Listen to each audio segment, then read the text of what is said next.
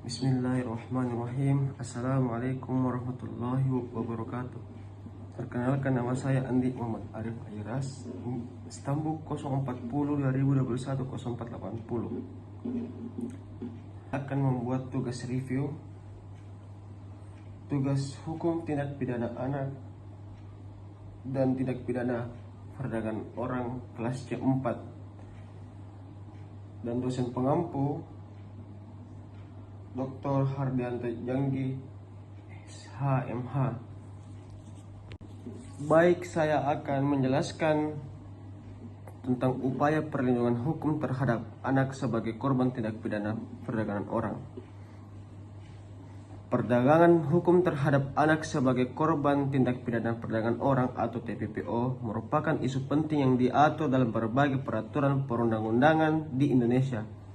Tindak pidana ini tidak hanya merugikan anak secara fisik, tetapi juga berdampak pada psikologis dan sosial mereka. Dasar Hukum Perlindungan Anak, Undang-Undang Nomor 23 Tahun 2002 tentang Perlindungan Anak. Undang-undang ini memberikan landasan bagi perlindungan anak, termasuk hak-hak mereka untuk hidup, tumbuh, dan berkembang tanpa mengalami kekerasan atau eksploitasi. Pada pasal 69A menyatakan perlunya perlindungan khusus bagi anak korban kejahatan seksual melalui edukasi, rehabilitasi sosial, dan pendampingan psikososial. Undang-Undang Nomor 35 Tahun 2014. Perubahan atas Undang-Undang Perlindungan Anak ini menegaskan perlunya perlindungan hukum yang lebih kuat bagi anak korban kekerasan.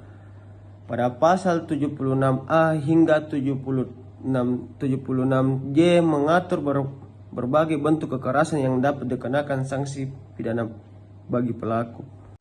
Dan Undang-Undang Nomor 31 Tahun 2014 tentang perlindungan saksi dan korban.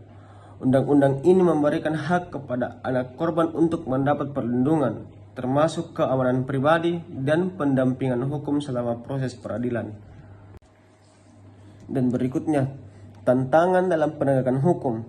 Meskipun ada berbagai peraturan yang mengatur perlindungan anak, masih terdapat tantangan dalam implementasinya, yaitu kesadaran hukum yang rendah.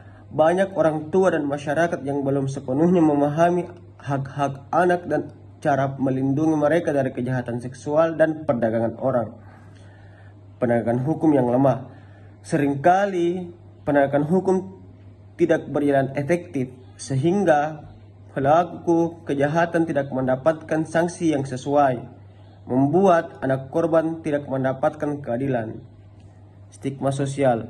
Anak-anak yang menjadi korban seringkali mengalami stigma sosial yang membuat mereka enggan melapor atau mencari bantuan. Dan pada kesimpulan, perlindungan hukum terhadap anak sebagai korban tindak pidana perdagangan orang di Indonesia telah diatur dengan baik melalui berbagai undang-undang. Namun, tantangan dalam penegakan hukum dan kesadaran masyarakat masih perlu diperbaiki agar hak-hak anak dapat terlindungi secara efektif.